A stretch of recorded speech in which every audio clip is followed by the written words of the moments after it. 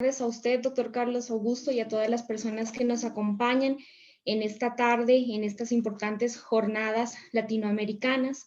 Y gracias a la Universidad Técnica Particular de Loja, que es la que ha permitido este espacio para que estudiantes propios y estudiantes extranjeros puedan hacerse y nutrirse de estos importantes temas de derecho constitucional. Doctor Carlos Augusto, es un gusto para mí poder realizar su presentación. El doctor Carlos Augusto Ramos Núñez es un jurista, escritor e historiador del derecho peruano. Su producción bibliográfica en el campo de la historia del derecho encierra la memoria jurídica del Perú. Fue director de la Academia de la Magistratura del Perú en el año 2004.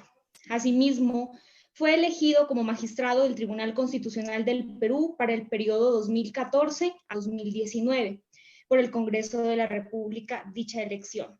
Fue también director del Centro de Estudios Constitucionales, órgano académico del Tribunal Constitucional. Ha sido distinguido como doctor honoris causa en la Universidad Católica Santa María de Arequipa. Asimismo, se tiene que ha tenido importante participación en la Universidad Nacional de San Agustín de Arequipa, en la Universidad de Huánuco, en la Universidad Privada de San Pedro, en la Universidad José Carlos Mariátegui, en la Universidad Andina Néstor Cáceres Velázquez. Tiene un sinnúmero de condecoraciones, doctor. Usted ha sido Premio Internacional de Ricardo Sorraquín Becú por la obra histórica del derecho en lengua ibérica del trienio 2001-2004. También tiene un premio de la Pontificia Universidad Católica del Perú de investigación en el año 2006. Tenemos que ha recibido otra condecoración, la Vicente Morales y Duárez, otorgada por el Ilustre Colegio de Abogados de Lima en diciembre del año 2011. Tiene, doctor, usted una medalla José León Barradirán de la Facultad de Derecho y Ciencias Políticas de la Universidad Nacional Mayor de San Marcos y la medalla Francisco García Calderón por el Ilustre Colegio de Abogados de Lima. Es un atentado contra la capacidad de síntesis, doctor, poder hacer un listado de todas las condecoraciones y de toda su trayectoria. Para nosotros, como la Universidad Técnica Particular de Loja, es un gusto que venga a compartir con nosotros este espacio. Les recuerdo que tiene aproximadamente de 35 a 45 minutos para que realice su intervención y todo el auditorio, doctor, está presto a escucharle. Bienvenido. Bueno, en principio debo de agradecer la invitación de la Universidad Particular Técnica de Loja, del Ecuador, por esta invitación, ¿no? Y en principio lo que me habían pedido era que hiciera una presentación sobre la jurisprudencia del Tribunal Constitucional del año 2018, vinculándolo de alguna forma con el principio de independencia, ¿no? Bueno, como bien sabemos, uno de los grandes problemas de las altas cortes, sea la Corte Suprema, sea el Tribunal Constitucional, consiste de la enorme dependencia que suelen tener respecto del poder político, ¿no? Por lo general, los partidos políticos que ejercen el poder, ya sea bajo el control, teniendo el control del poder ejecutivo o a través de las bancadas en los congresos o parlamentos, suelen, por una natural tendencia inherente al poder, buscar un control de los magistrados, ¿no? Especialmente cuando estas decisiones son trascendentes desde el punto de vista político, desde el punto de vista económico, desde el punto de vista coyuntural también, ¿no? Esta falta de independencia, por otro lado, se ha notado en nuestro continente, en nuestro subcontinente, prácticamente desde fundada la independencia.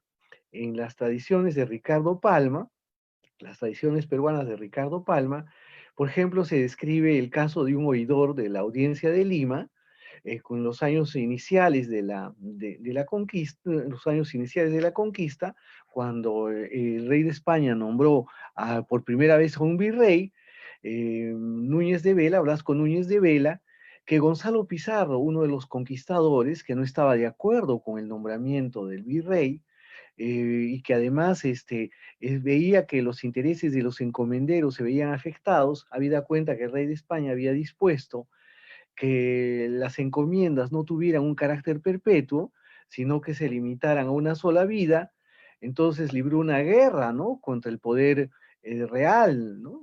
Y bueno, entonces el virrey Blasco Núñez de Vela fue ejecutado por Gonzalo Pizarro, ¿no? Y por el llamado demonio de los Andes. Y un detalle que uno de los magistrados de la audiencia de Lima, uno de los oidores, ¿no? Fue amenazado por Gonzalo Pizarro y sus colaboradores, y al punto de que autorizó, teniendo dudas, el matrimonio de su propia hija. Y cada vez que expedía una sentencia, este oidor escribía, según Ricardo Palma, que había tres motivos que lo guiaban, tanto así que la tradición de Ricardo Palma se llama precisamente los tres motivos del oidor. ¿Y cuáles eran esos tres motivos del oidor, si eso se les puede llamar motivos? Bueno, firmaba esos tres motivos del oidor debajo de las sentencias, por miedo, por miedo, por miedo. Entonces, este, esta situación sin duda no puede negarse, ¿no? Ustedes mismos en su experiencia en Ecuador han sido testigos de ello, ¿no? Respecto, por ejemplo, a la reelección del expresidente Correa, ¿no? O también en Bolivia, por ejemplo, respecto a la reelección de Evo Morales. Y en el Perú, sobre todo en la época de Fujimori, digamos, sobre la reelección también, varios magistrados del Tribunal Constitucional estaban a favor de la reelección, pero al final triunfó una posición independiente, ¿no? Los magistrados fueron destituidos por Fujimori y unos años más tarde la Corte Interamericana dispuso su reposición, pero para entonces ya se vivía, digamos, en plena democracia, ¿no? Entonces, este tema de la independencia es uno de los más álgidos y quizás uno de Vale, los bájame aspectos mi más cargador, por favor, que dramáticos está ahí en tu de la cuarto. independencia judicial. Ahora bien, no solamente es un problema la independencia respecto del poder político, también lo es respecto en algunos casos del poder económico por la influencia que puede tener, ¿no? Ferrajoli ha llamado estos poderes poderes salvajes. Y más recientemente, uno de los grupos de presión más fuertes se dan a través de la prensa, ¿no? Es decir, que de alguna manera orienta pública en un sentido o en otro. Y también de las redes sociales, ¿no? Redes sociales como Twitter, por ejemplo, principalmente, ¿no es cierto?, marcan la pauta muchas veces de la orientación de la justicia, ¿no? Sobre todo cuando ésta tiene algunas consideraciones de carácter político, pero incluso en casos, digamos, que tiene que ver con la justicia común ordinaria. Bueno, ¿cuál es la experiencia del Tribunal Constitucional respecto de del año 2018? Quizás antes de entrar a ese punto, lo que quisiera decir es cómo es la organización del Tribunal Constitucional del Perú. Miren, el Tribunal Constitucional del Perú antes se llamaba Tribunal de Garantías Constitucionales, ¿no? Según la antigua Constitución ya derogada del año 1979. En esa época, el Tribunal de Garantías Constitucionales que se fundó hacia el año 1981-82, tenía 9 magistrados. Estaban más o menos esta conformación en términos muy similares a la de España. Entonces había 3 representantes del Poder Ejecutivo, 3 representantes del Poder Legislativo y 3 representantes del Poder Judicial, ¿no? Sin embargo, yo podría decir que en el balance de este Tribunal de Garantías Constitucionales, sobre el cual estoy preparando como mi oficio, que es el historiador del derecho, como profesor principal en la universidad, en la Pontificia Universidad Católica del Perú, no demostró independencia. Valgan verdades de que estaba muy vinculado al poder político y podría decirse de que la autonomía del Tribunal Constitucional seriamente cuestionada. ¿No? De alguna manera eso fue el pretexto para que se crease, bueno, un nuevo pretexto, yo diría una justificación para que en la Constitución del año 1993 se estableciera un tribunal constitucional. Es más, fue un pretexto para que Fujimori, en el autogolpe que hizo el 5 de abril del año 1992, cerrara el Tribunal de Garantías Constitucionales, porque como había cambiado el poder político, entonces empezaron a hacer una oposición bastante radical al régimen de Fujimori. Pero claro, tampoco era, a mi juicio, un motivo como para que hay otros mecanismos más democráticos como para esto, ¿no? Ese es también, creo, un tema complicado, difícil y delicado en el Ecuador por la renovación de la Corte Constitucional de su país, ¿no? Ahora, en la actualidad, la composición del Tribunal Constitucional consta de 7 magistrados. Somos 7, un número, yo diría, apropiado, impar, ¿no? Todos somos nombrados por el Congreso de la República. Nosotros tenemos, ¿no? De la misma manera como ustedes, un Congreso unicameral, ¿no? De 130 congresistas. Antes eran solo 120, se subieron a 10, porque como Lima es una circunscripción muy grande, tiene Lima alrededor de 10 millones de habitantes, entonces aumentó principalmente las provincias de Lima, ¿no es cierto? Aumentaron el número de representantes. Bueno, para elegir magistrados del Tribunal Constitucional se necesitan las 2/3 partes, es decir, se necesitan por lo menos 87 votos, ¿no? De tal manera que es muy difícil que un solo partido pueda imponer su voluntad, ¿no? Este, Comprenderán ustedes que hay necesidad de que se hagan alianzas políticas. El año 2013 hubo un movimiento popular que se alzó en contra de aquello que se llamó la repartija, porque varios grupos políticos a través del sistema de cuotas deseaban elegir a los magistrados del Tribunal Constitucional y al defensor del pueblo. Fue tal la indignación ciudadana de que se tuvo que declarar nulo ese proceso. Y luego, y el año 2014 hubo una nueva elección de magistrados del Tribunal Constitucional por 5 años, como indica la Constitución. Bueno, como el Congreso de la República todavía no elige y nuestro mandato ha vencido en junio del año pasado, de 2019, aún nos encontramos en ejercicio del cargo.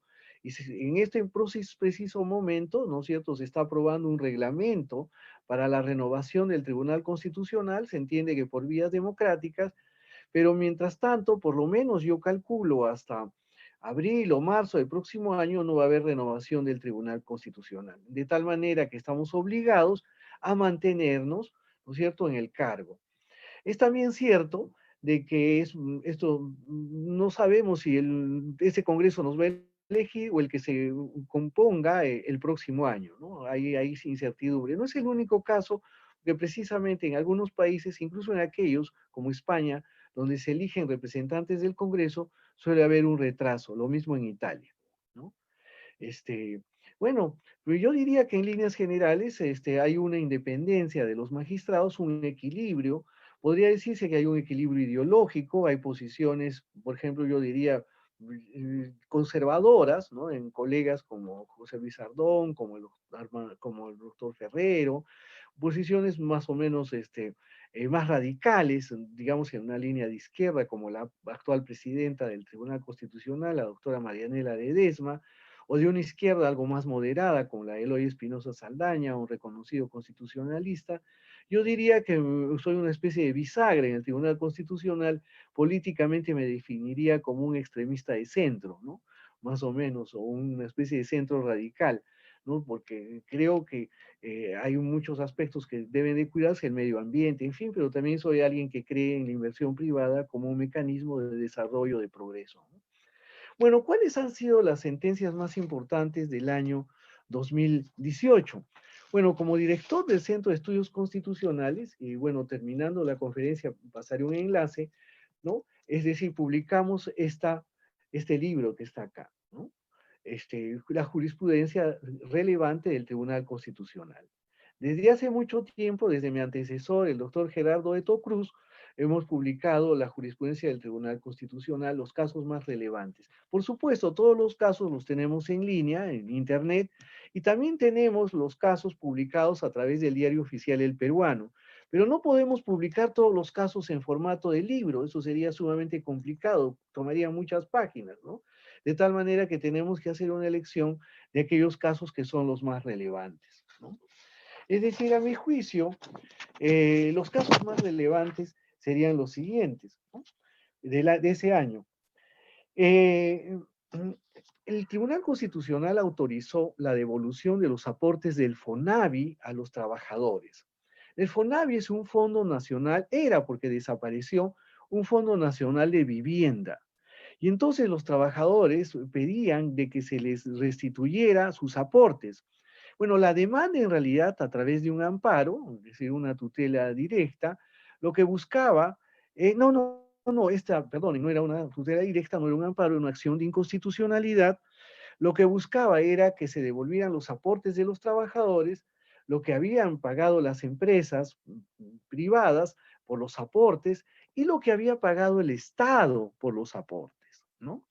La demanda fue declarada fundada en parte, restituyéndose el aporte de los trabajadores, ¿no? Hubo una interesante discusión en el Pleno, desde este año las discusiones del Pleno tienen carácter público y son seguidas por las redes sociales, por YouTube, por ejemplo, por las personas, y creo que es un debate más interesante que pueda darse en el Congreso, donde desgraciadamente no siempre la discusión tiene un carácter técnico, ¿no?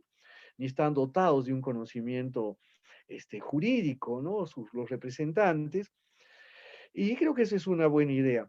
No se decidió no restituir los aportes de la empresa privada, porque habían sido usados por el Estado, ni tampoco los que correspondían al Estado, porque los montos eran excesivamente altos, ¿no? Lo cual podía poner en riesgo el equilibrio presupuestal, sobre todo pues en países como los nuestros, que tienen un presupuesto alicaído, menor. No se trata de la situación que puede haber en países más prósperos, ¿no? Del primer mundo, caso de Alemania, por dar un ejemplo, ¿no? De Inglaterra, ¿o cierto? O de Estados Unidos, ¿no? Pero creo que de todas maneras eso fue importante, no obstante que el Ministerio de Economía era renuente a hacer esos pagos, ¿no? Porque consideraba que era un detrimento del Estado, pero se trataban de personas mayores que habían aportado para la construcción de su casa, porque era un fondo de vivienda. En algunos casos aportaron, pero nunca se les dio la casa, de tal manera que era justo. Ahora, claro, no todas las decisiones del Tribunal Constitucional se deciden por unanimidad. Una acción de inconstitucionalidad para ser fundada, porque hay presunción de legalidad, presunción de constitucionalidad, se necesita de 5 votos. Y en el caso que sea una sentencia interpretativa, 4 votos, ¿no? Entonces, esa fue la situación. Otro caso bastante interesante fue respecto de un caso en el que se consideró que no se lesionan los derechos al honor y a la imagen de un funcionario cuando un semanario publica una imagen que considera agraviante, ¿no? Bueno, resulta que un fiscal superior, ¿no? De segundo rango, de segundo nivel, en la ciudad de Chiclayo, Lambayeque, ¿no? Era molestado por un semanario, le hacían caricaturas, lo molestaban, se burlaban de él. Bueno, nosotros consideramos que eran los riesgos del oficio, ¿no? Es decir, ustedes saben que la Corte de Suprema de la Nación de México incluso estableció el derecho a la ofensa, ¿no? Cuando se trataba de funcionarios públicos, claro, siempre y cuando digan la verdad. En este caso era una especie de ironía, ¿no? No es que mintieran propiamente, pero era un semanario algo burlesco, ¿no? Entonces, claro que no había que respetar la libertad de prensa en este caso, ¿no? Y luego, hubo otro caso de discusión sumamente interesante que tuvo que ver con una ley que limitaba la reelección de los jefes de gobierno regional, los gobernadores regionales. Tanto Perú como Ecuador tenemos un sistema de carácter unitario. Nosotros adoptamos la fórmula francesa del Estado unitario, ¿no es cierto?, de carácter napoleónico.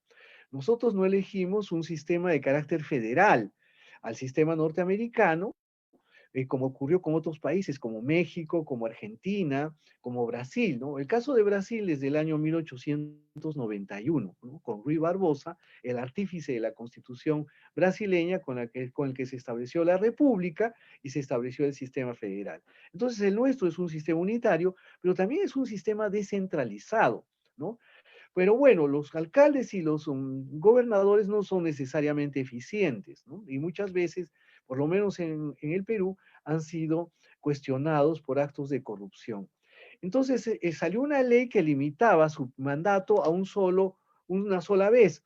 Plantearon una acción de inconstitucionalidad que fue declarada infundada, porque se consideró que no había un derecho fundamental a la reelección, ¿no? Es decir, quizás al presidente Correa no le habría gustado eso, ni tampoco Evo Morales, ¿no?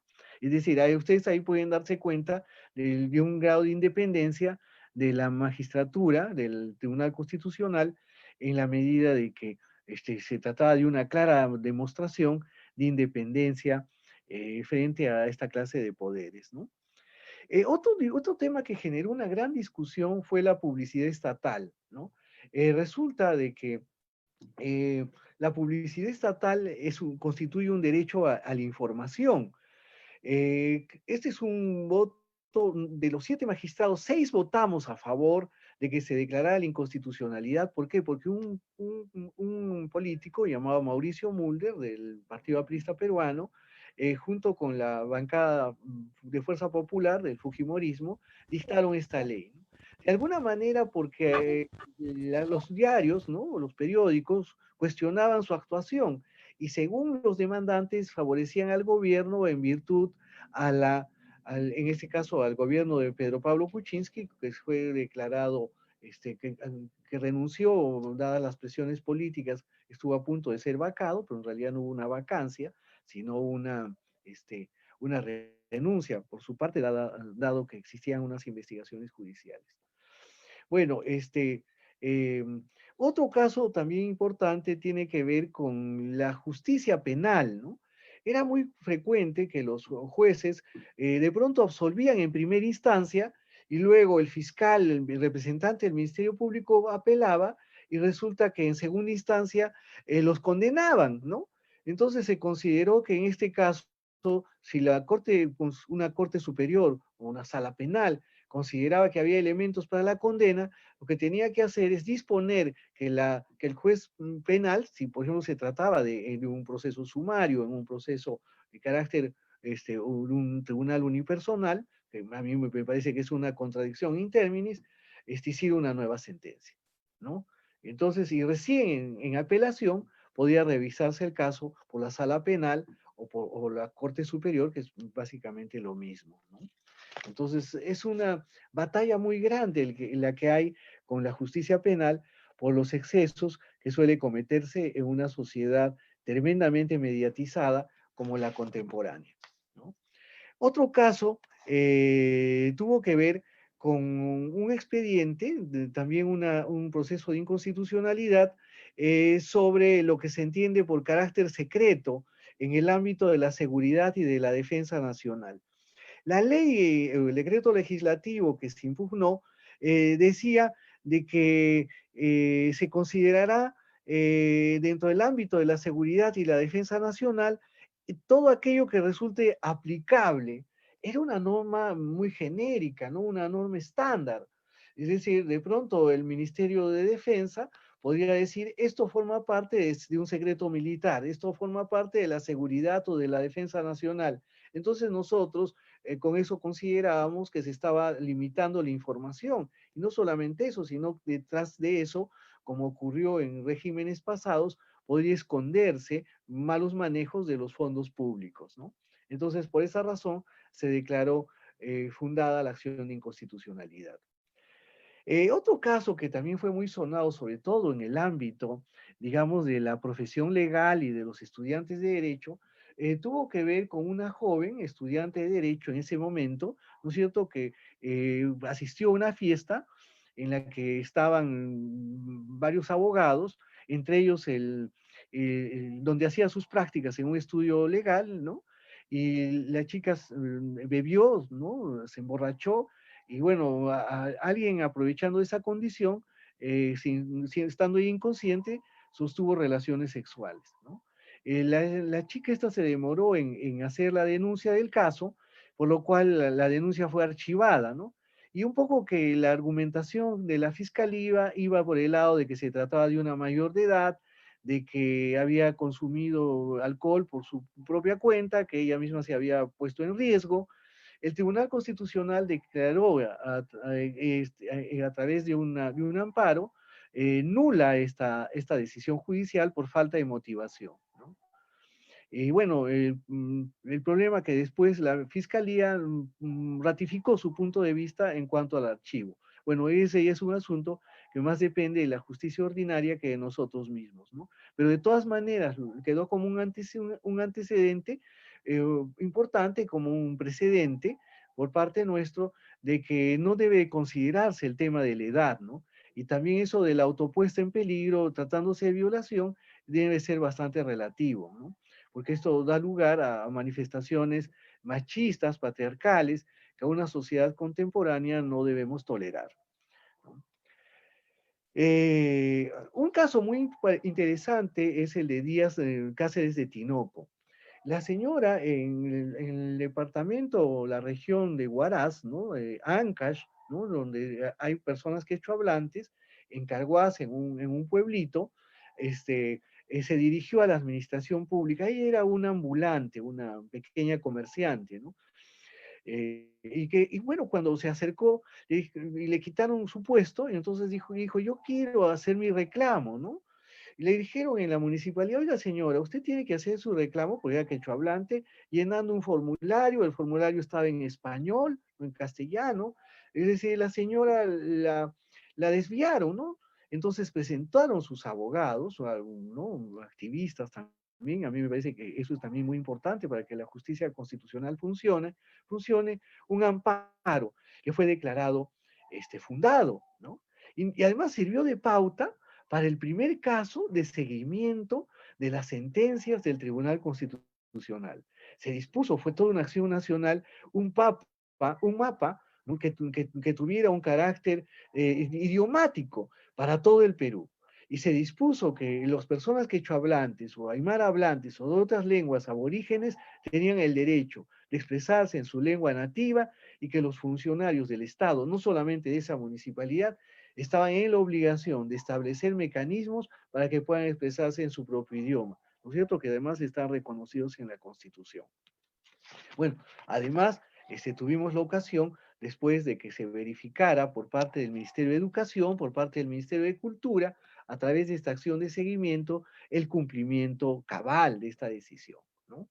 Creo que es uno de los casos por el cual el Tribunal Constitucional, ¿no? Se siente muy orgulloso de haber llevado a cabo un proceso de esta naturaleza y haber dictado esta sentencia. Otro caso también muy interesante, ¿no? También de repercusiones políticas, tuvo que ver con la libertad de Ollanta Humala, ¿no? Que ustedes saben ha sido presidente de la República del Perú y de su esposa Nadine Heredia, ¿no? Resulta de que los fiscales pidieron la prisión preventiva, ¿no? Asegurando que había riesgo de fuga, ¿no? El Tribunal Constitucional, también en una decisión, creo que fueron 4 contra 3 votos, ¿no? Consideró de que la prisión preventiva debería de darse en ciertas circunstancias, ¿no? Es última ratio, no debe ser la primera decisión que pida no solamente los fiscales, el fiscal puede pedir, pero los jueces deben de ser muy cuidadosos, ¿no es cierto?, al momento de dictar prisiones preventivas. El sistema interamericano ya ha llamado la atención de esta situación. Es decir, en las cárceles del Perú hay más detenidos con procesos abiertos por prisión preventiva que detenidos que por sentencia penal ya consentida y ejecutoriada. Y este es un verdadero drama, eso no debe ocurrir. Es decir, debe funcionar la presunción de inocencia. Es decir, por otro lado, no había ningún riesgo de fuga, porque es más, salió por lo menos, su esposa salió fuera del país y regresó. Si hubiera habido riesgo de fuga, sencillamente no habría regresado, ¿no? Es decir, y estas situaciones se presentan día a día, ¿no? Ahora, claro, hay una gran sensibilidad política respecto de esto, ¿no? Porque ustedes comprenderán, nuestros países por lo general suelen estar polarizados, ¿no? Y muchas veces se pierde la conciencia jurídica en ese sentido.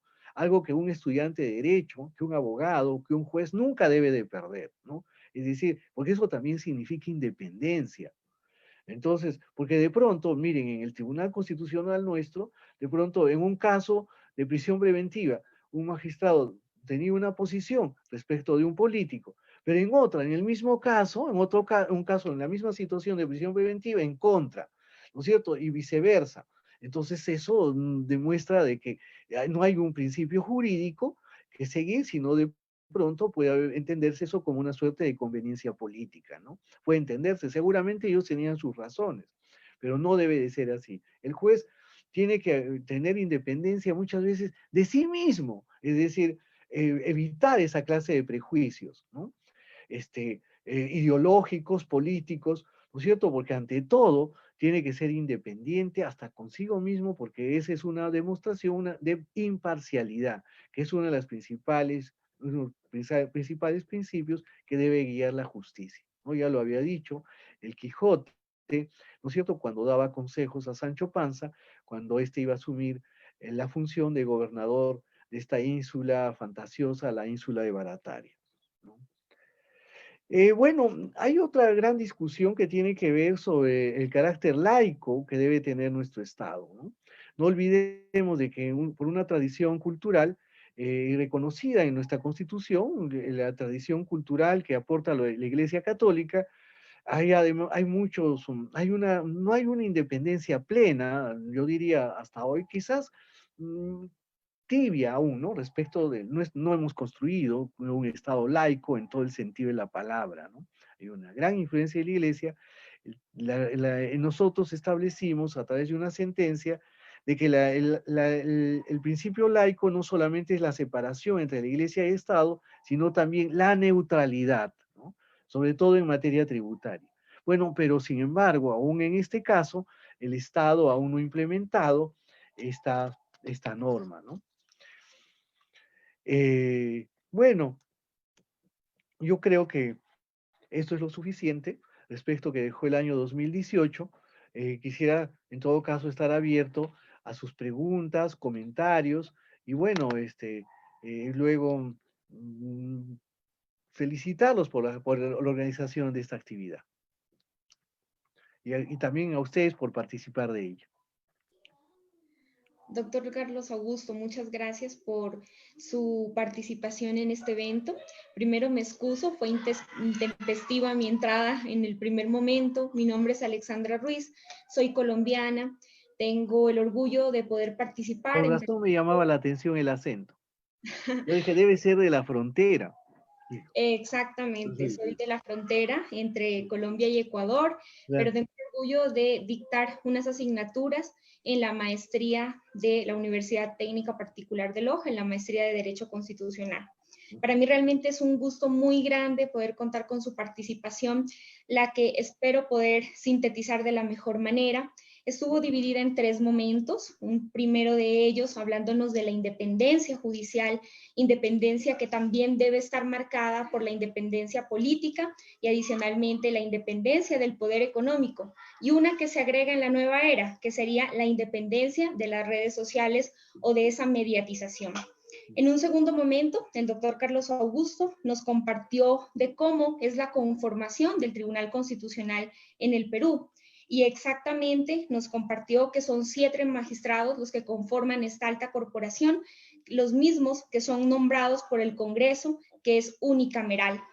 Nos indicó que está próximo a una renovación de ese Tribunal Constitucional, no obstante, aún se mantiene, doctor, usted allí en tan alta corporación. Y en un tercer momento nos compartió como la intimidad de los casos constitucionales que han tenido que resolver en la corporación.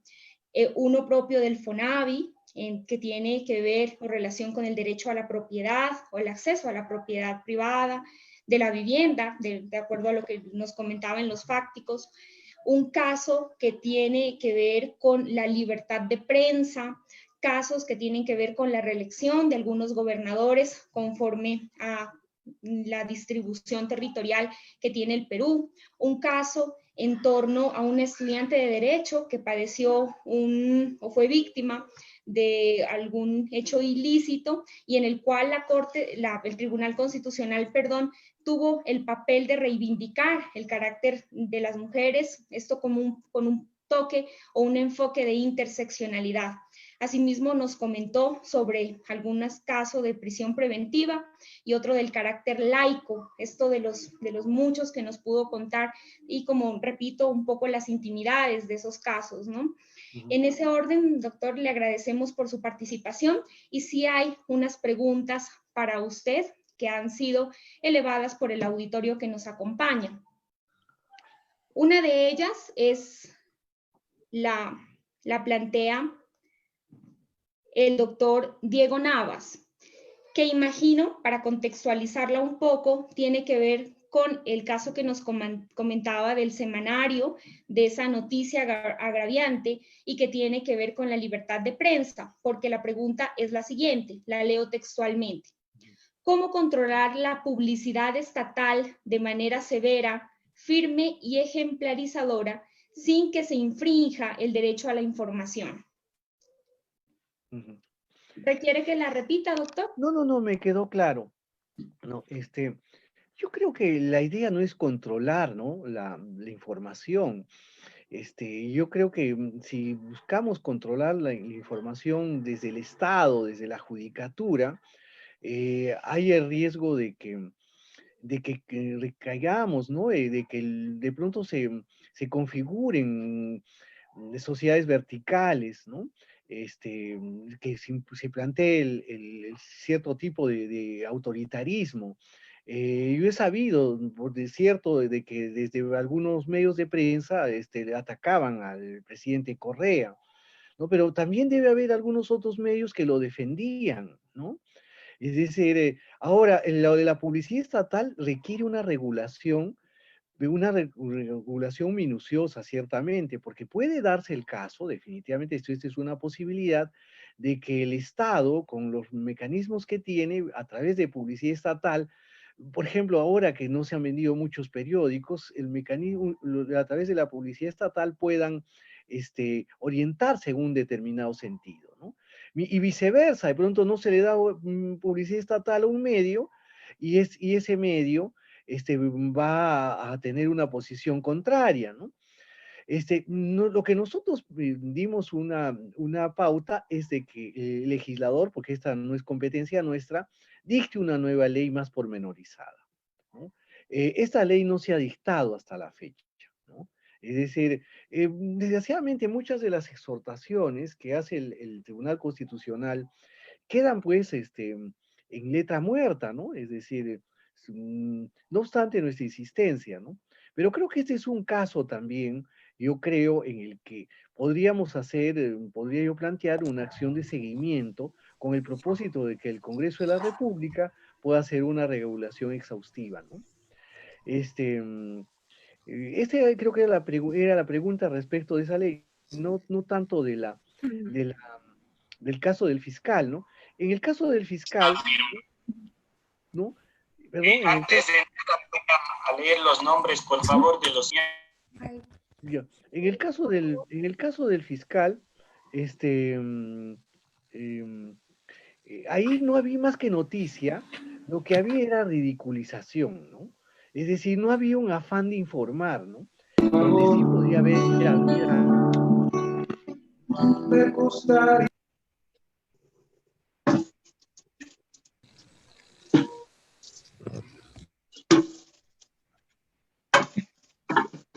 Excúsenos, doctor, está apagado su micrófono. ¿Podría volverlo a encender?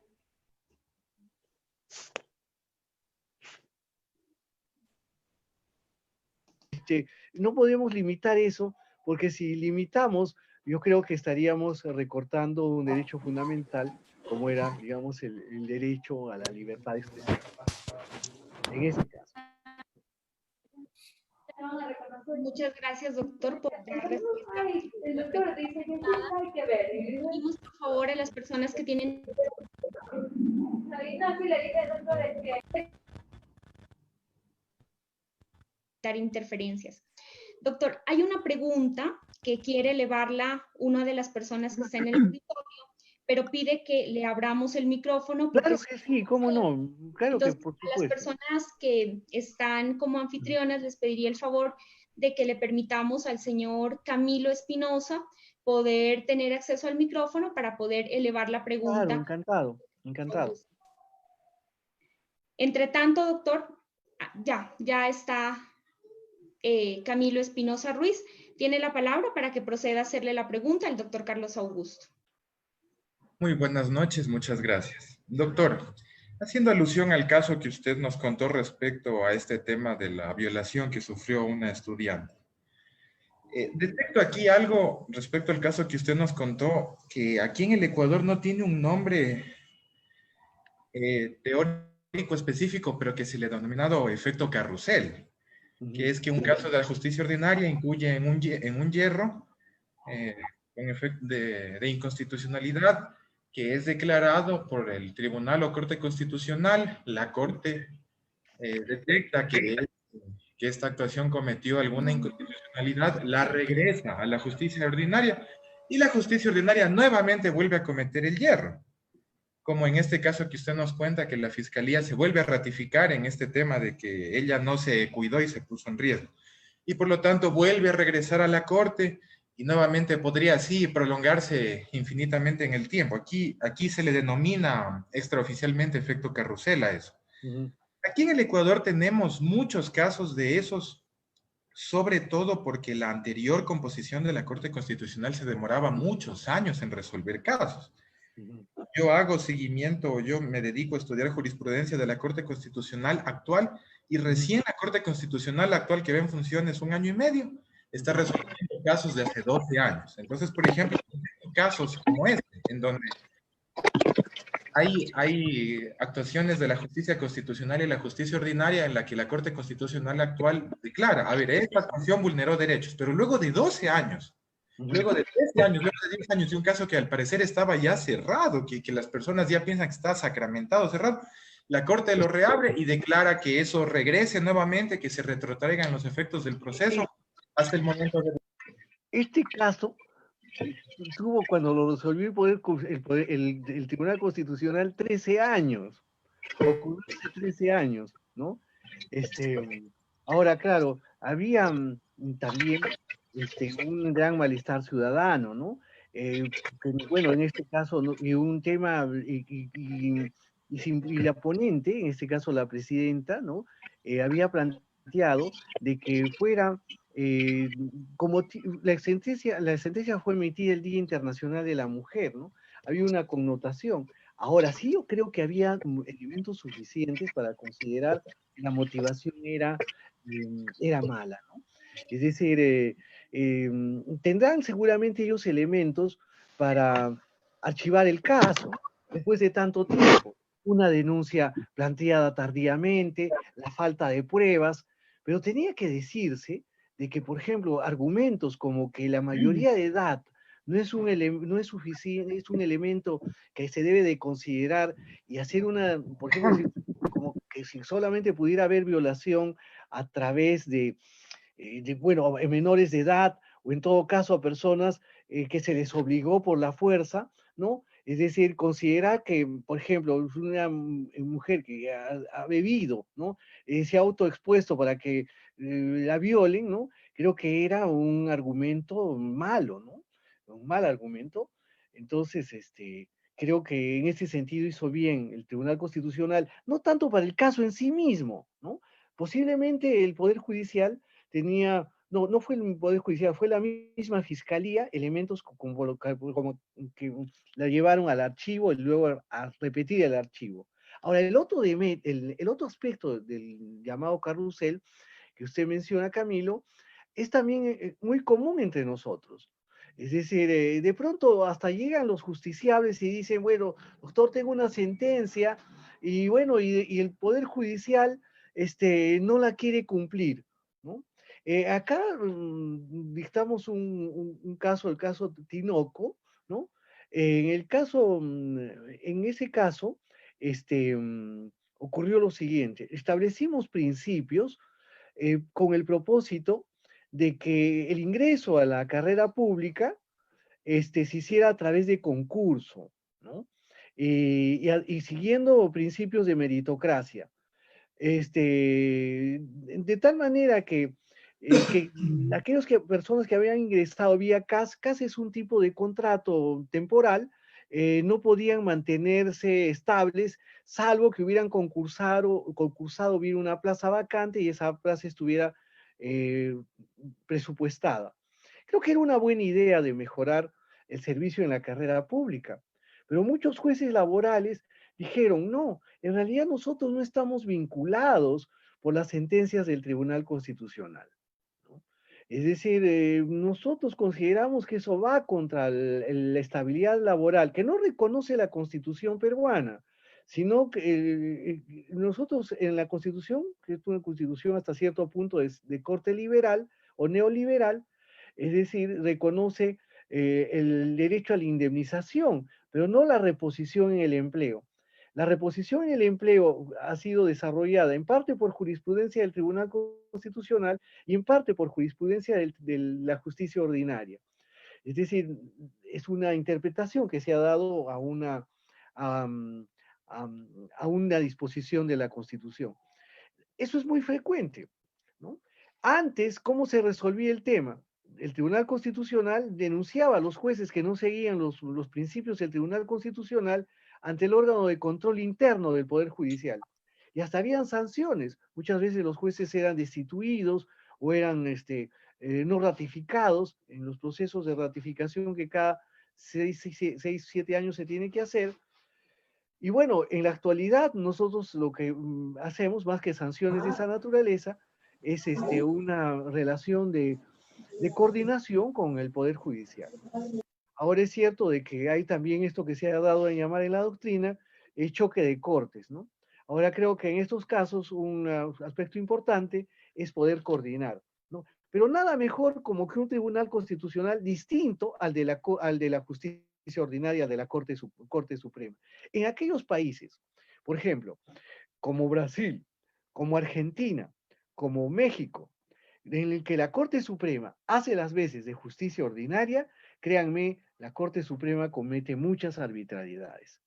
¿No es cierto? Creo que un mejor sistema es ¿no es cierto?, el que adoptamos el centro europeo, que luego se tomó de España, de Portugal, y que hemos seguido países como Colombia, como Ecuador, como Perú, como Chile, como Bolivia, ¿no?, con ciertos matices respecto entre sí. Es mejor que el Tribunal Constitucional y la Corte Suprema sean organismos distintos, ¿no? Es decir, nosotros más de una vez hemos revisado sentencias de la Corte Suprema, y siempre y cuando esto no sea de todos los días, ¿no? Gracias, Camilo. Doctor Carlos Augusto, muy completa su respuesta a la pregunta planteada. Finalmente, hay una que me surge personalmente a mí. Si dentro de la conformación del Tribunal Constitucional en Perú, usted ve la necesidad de que exista un magistrado o juez constitucional, cuál es la denominación allá, creo que es magistrado, Sí. propio de las minorías étnicas o de los grupos minoritarios, dentro de los cuales puede caber, por ejemplo, la población LGTBI. Bueno, puede ser una idea interesante, ¿no? Puede ser una idea interesante, pero no olvidemos de que lo importante es de que las decisiones nuestras son decisiones técnicas, ¿no? Son decisiones técnicas. Es decir, si esa persona está dotada de un conocimiento técnico adecuado, en buena hora, ¿no? Porque al final, digamos, la representación política puede tener lugar a través del Parlamento, ¿no? Las poblaciones originarias, LGTBI también. Justo en la próxima semana o en los siguientes días tengo una ponencia respecto del matrimonio igualitario sobre un conocido economista peruano, que es profesor en la UNAM en México, Óscar Ugarteche, que contrajo matrimonio allí con otro profesor del UNAM y ha pedido que la RENIEJ, acá un organismo que sirve para la inscripción de registro, digamos, de documentario en el Perú para tener DNI, Documento Nacional de Identidad, y que establece también cuál es el estado civil, se ha negado a inscribir ese registro, inscribir ese matrimonio igualitario en ese registro, ¿no? Entonces, es una oportunidad estupenda para el Tribunal Constitucional de resolver. El único problema que de los 7 magistrados, yo no sé si tenga la mayoría de los 4 votos como para llevar a cabo este reconocimiento. Recordemos de que en el Ecuador solo hasta el siglo XX la sodomía era considerada delito, ¿no? Y que el Tribunal Constitucional, la Corte Constitucional ecuatoriana, en una decisión inteligente, despenalizó, descriminalizó, digamos, la sodomía o homosexualidad, ¿no? Es decir, ese delito, y bueno, fue un gran progreso esto a comienzos del siglo XXI. Mire, este, em, en Bolivia hubo un magistrado que decía que que preparaba sus sentencias consultando la hoja de coca, ¿no? Y bueno, y creo que hacía buenas sentencias, pero seguramente no tanto por la eficacia de la lectura de las hojas de coca, sino porque tenía buenos asesores, ¿no? Es decir, bueno, hay que evitar también caer en medidas que muchas veces puedan ser demagógicas, ¿no es cierto?, en este sentido, ¿no? Yo creo que tenemos que medirnos entre lo técnico, lo político, es decir, ante todo, consideramos de que los magistrados del Tribunal Constitucional tienen que ser juristas reconocidos, ¿no? Y mejor si tienen una reputación internacional favorable, especialmente en el campo académico, ¿no? Porque los casos que van a llegar se tienen que dirimir en ese escenario, ¿no? Y si allí hay población LGTBI o población originaria, en buena hora, ¿no? Pero el nuestro es un conocimiento técnico, ¿no? Otro detalle a mencionar en ese sentido es de que hay también discusión, por ejemplo, entre nosotros, en Estados Unidos, ¿no es cierto? Como ahora hay una nominación, hay una jueza que representará a Ruth Bader, la famosa feminista norteamericana. El Trump ha propuesto a una dama de orientación conservadora, pero en unos años la jurisprudencia del de la Corte Suprema norteamericana podría variar, por ejemplo, en temas de derecho al aborto, ¿no? Con una composición conservadora. Sí, pero en Estados Unidos, por ejemplo, que es un país federal, cuidan de que no todos los jueces provengan de la costa este, ¿no? Tiene que haber jueces que dependan también de la costa oeste, que vengan de California, por ejemplo, ¿no? Es decir, no todos deben de ser del norte, también algunos deben de ser del sur, no todos deben de provenir de Harvard, ¿no? Algunos vendrán de Yale o vendrán de Berkeley o de Stanford, ¿no? Es decir, hay discusiones de esa naturaleza. En el Perú, la sede legal del Tribunal Constitucional es mi ciudad, Arequipa, ¿no? Pero en realidad siempre nos reunimos en Lima, solamente vamos una vez al mes para las audiencias de las acciones de inconstitucionalidad de Arequipa, ¿no? Es decir, pero siempre ha habido, por ejemplo, un arequipeño, por lo menos en el tribunal. Nosotros ahora somos dos, en un momento éramos tres, ¿no? Además, una suerte de tradición jurídica es muy común, ¿no? De Arequipa es Vargas Llosa, pero también es Abimael Guzmán o Montesinos, ¿no? A veces se ha dicho de los arequipeños que destacan incluso para lo malo. Bueno, pero que sea para lo bueno y en buena hora, ¿no? Entonces, ahí también hay discusiones sobre si deben ser todos de Lima, provenir de algunas provincias, pero yo diría que esa es una discusión sobre todo que tiene que ver con organizaciones estatales de carácter federal, ¿no? Es decir, el nuestro es un modelo de carácter unitario. Ahora, también hay una discusión muy interesante respecto a la competencia técnica, ¿no?